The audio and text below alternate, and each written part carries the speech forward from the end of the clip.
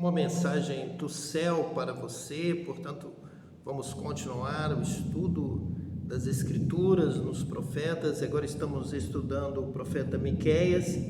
Vamos continuar a leitura. Miqueias capítulo 3, versículo de número 10. Diz assim: edificando a Sião com sangue e a Jerusalém com injustiça. Os seus chefes dão por presentes e os seus sacerdotes ensinam por interesse e os seus profetas adivinham por dinheiro e ainda se encostam ao Senhor dizendo: não está o Senhor no meio de nós? Nenhum mal nos sobrevirá. Portanto, por causa de vós, Sião será lavrado como um campo, e Jerusalém se tornará um montão de pedra, e o monte desta casa em lugares altos de um bosque. Então nós temos aqui um acontecimento nos dias de Miqueias, em que o Senhor se levanta do seu trono devido à justiça, à sua santidade. Ele percorre toda a terra constantemente com seus olhos, os espíritos do Senhor, os 7 espíritos de Deus que estão espalhados por toda a terra, como diz o livro do Apocalipse, como nós acabamos de estudar nos profetas Zacarias, Ezequiel, Amós. E Deus não permite que o seu povo seja dominado de forma injusta. Então, Sião e Jerusalém estão sendo edificados com sangue e com injustiça, sangue do pobre, sangue do povo. Então, Deus está intervindo. O primeiro passo em geral que nós encontramos na palavra de Deus, o primeiro momento é o profeta, é o envio do profeta. O profeta vai primeiro anunciar que virá o castigo, que virá a cobrança de Deus. Vocês não podem se utilizar da liderança à frente do povo de Deus desta forma. Deus não vai permitir, isso não vai permanecer por muito tempo. Deus vai intervir. Coisas irão acontecer na terra. Deus move céu e terra em favor do seu povo. Quem administra o povo de Deus tem que andar em santidade. Santidade convém à sua casa, diz o Senhor. O Senhor exige que haja justiça, juízo, direito, santidade, verdade, que o bem seja feito, que as obras sejam realizadas com zelo. Deus não permite que a sua obra seja realizada relaxadamente.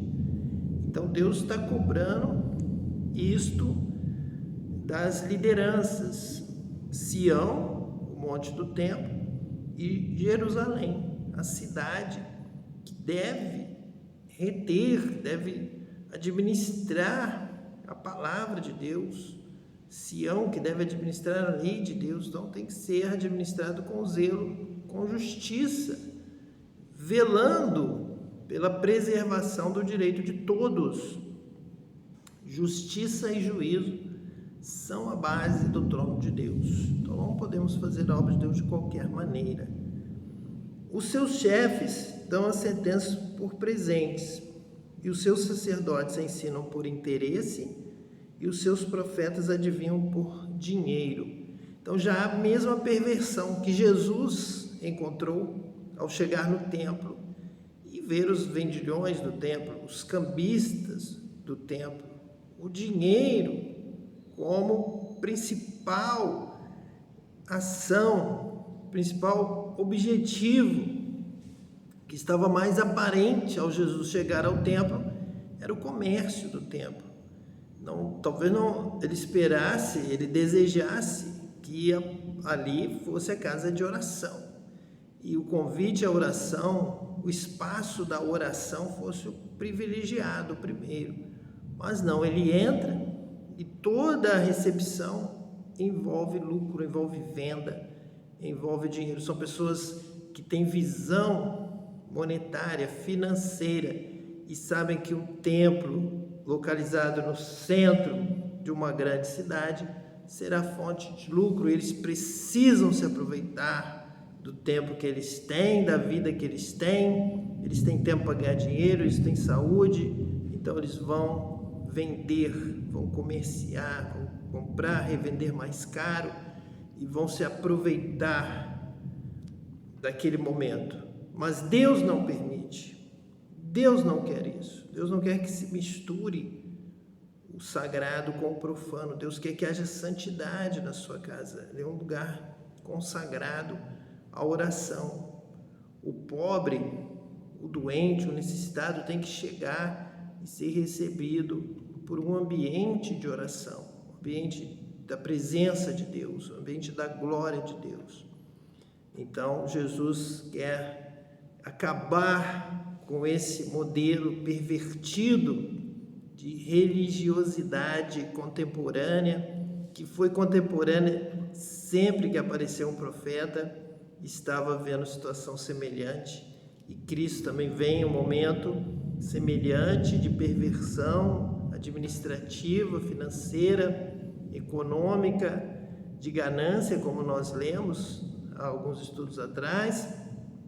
O alerta de Jesus para termos muito cuidado, para não nos tornarmos gananciosos com as coisas, mas para estarmos satisfeitos, estarmos dando graças a Deus pelo que temos e estarmos realmente buscando em primeiro lugar o reino de Deus e a sua justiça. A justiça pode até ser para Deus aqui uma porta aberta para o templo, para o local de oração, para a presença de Deus, darmos oportunidade às pessoas de ter um encontro com Deus, um encontro que vai salvar a sua vida, um encontro que realmente vai mudar a sua vida, realmente vai transformar a sua vida, realmente vai fazer diferença na sua vida, é um encontro com Deus. Nós não podemos colocar as nossas mesinhas de venda no caminho da santidade de Deus, no caminho do poder de Deus, no caminho da obra de Deus, no caminho da cura que Deus tem para a humanidade. Então você tem que ser cheio do Espírito Santo de Deus, você tem que ser batizado com o Espírito de Deus para você saber dar o devido valor às coisas de Deus, às coisas eternas, porque as coisas deste mundo são passageiras. Hoje ainda podem pedir a sua alma e tudo que você tem, para quem será e quem adianta se o homem ganhar o mundo inteiro, mas perder a sua alma. Então você tem que ter uma visão correta das coisas de Deus, da vontade de Deus. O capítulo 4 de Miqueias diz assim: mas nos últimos dias acontecerá que o monte da casa do Senhor será estabelecido no cume dos montes e se elevará sobre os outeiros, e concorrerão a ele os povos. Veja aqui a necessidade de abrir as portas para que os povos da terra possam se achegar a Deus, possam ter um encontro com Deus. Nós temos que estar cheios do Espírito do Senhor para abrirmos as portas do encontro com Deus, para promovermos de toda forma possível o encontro das nações com Deus. Versículo 2: e irão muitas nações e dirão: vinde, e subamos ao monte do Senhor e à casa do Deus de Jacó, para que nos ensine os seus caminhos e nós andemos pelas suas veredas, porque de Sião sairá a lei e a palavra do Senhor de Jerusalém. Veja aqui a santidade, veja aqui o valor de Jacó, a casa do Deus de Jacó. Jacó é aquele que deu valor às coisas de Deus. Jacó ganhou do seu irmão mais velho o seu direito da primogenitura. Jacó adorou a Deus em espírito e em verdade. Jacó glorificou a Deus. Jacó confessou o seu amor a Deus. Jacó proclamou com as suas atitudes que as coisas de Deus têm um valor maior, têm um valor da eternidade. A bênção de Deus é que verdadeiramente enriquece. Por isso está aqui mencionado a casa do Deus de Jacó, porque Deus se agradou da bênção que Jacó lutou para conquistar. Jacó é um lutador. Jacó se tornou realmente um modelo de Cristo, aquele que realmente foi fiel até a morte, aquele que lutou até o fim, até o nascer do sol para receber a sua bênção. Como a bênção de Deus teve valor para Jacó. E nós precisamos dar este valor, precisamos ter essa visão que Jacó teve, do anjo, da graça, da glória, da bênção, e lutar por ela. E nela Jacó consagrou: farei aqui um altar, se o Senhor me guardar, se o Senhor for comigo, se eu voltar a este lugar, eu darei o dízimo, eu me consagrarei, eu darei a minha vida pela tua bênção, tua graça vale mais que a vida. E é isso que Deus quer do seu povo, essa visão que agrada a Deus, este amor de Jacó pela bênção. Então nós podemos dizer que Jacó lutou com o anjo, lutou pela bênção espiritual.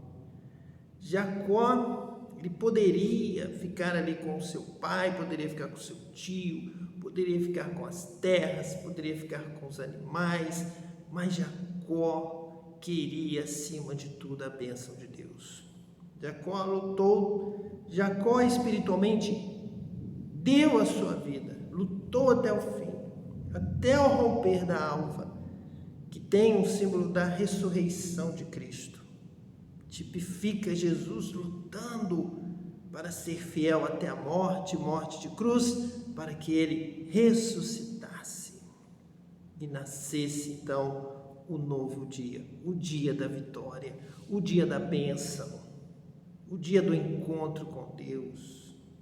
E Jacó lutou, e Jacó prevaleceu, e Jacó foi abençoado, e Jacó tem este propósito de Cristo, de abrir a porta para que todas as nações venham, adorem a Deus, recebam a bênção de Deus. Deixe para fora Esaú com a carne, aquele que não quer a bênção espiritual, aquele que não quer a glória, a bênção de Deus, que não quer ser abençoado, que não quer ter a sua vida mudada, vai ficar de fora, vai preferir as coisas do mundo, as coisas da vaidade, as coisas passageiras, vai preferir o conhecimento do bem e do mal e praticar o mal, e vai escolher o mal. E Jesus é aquele que tem o fruto da árvore da vida para você ter alegria eterna. E Jacó teve esta visão: Senhor, eu não te soltarei se o Senhor me não abençoar, porque a tua bênção é vida eterna. Então, nós vemos aqui o profeta dizendo que deve haver este lugar.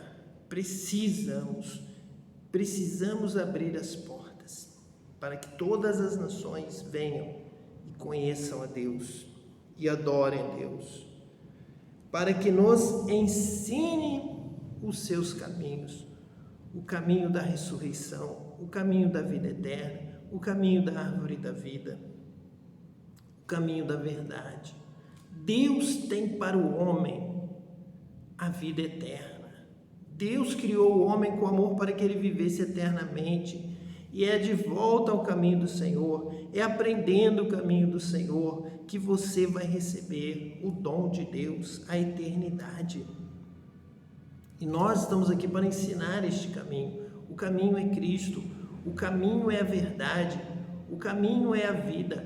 O caminho é o batismo com o Espírito Santo. O caminho é conhecer a Deus, e o caminho de conhecer a Deus é a bênção de Deus, é o Espírito Santo de Deus, é Deus mesmo quem nos dá todas as coisas para que nós possamos ter, receber e viver eternamente com Ele. Dele vem a salvação. A salvação está em Cristo.